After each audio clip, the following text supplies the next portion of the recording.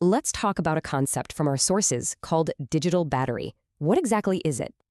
The material we're looking at poses a pretty startling question about the tech in our own homes. Okay, so what is digital battery? Here's the core definition our sources lay out. Here's what we're going to cover: the human as hardware, media as the actuator, the patents and autonomy. First up is this foundational idea, a system where you aren't the user, you're the hardware.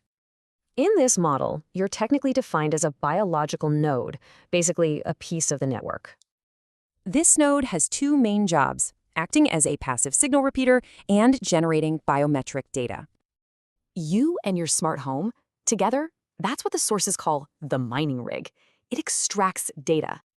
And for this to work, it needs what's called RF transparency, so signals pass right through you. So if you're the hardware, what's the software? Well, the sources say it's media. It's all a closed loop. Sense, model you, predict your intent, then actuate with media, and watch. One alleged method is flicker entrainment. It uses your TV's backlight to tweak your brainwaves.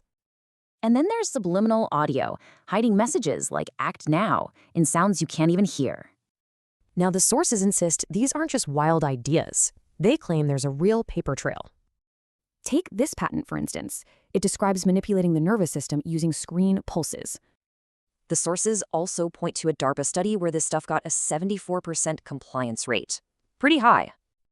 Okay, so all of this brings us to the big question. What does this mean legally speaking? The argument here is that this isn't just advertising. It actually meets the legal definition of battery. So contact gets redefined here as any energy or stimuli applied to you without your consent. And here's the key legal point. You might consent to data collection, but not to this. So the takeaway is that media is no longer just a mirror. It's become a steering wheel. Which leaves us with a final thought. Will the law catch up?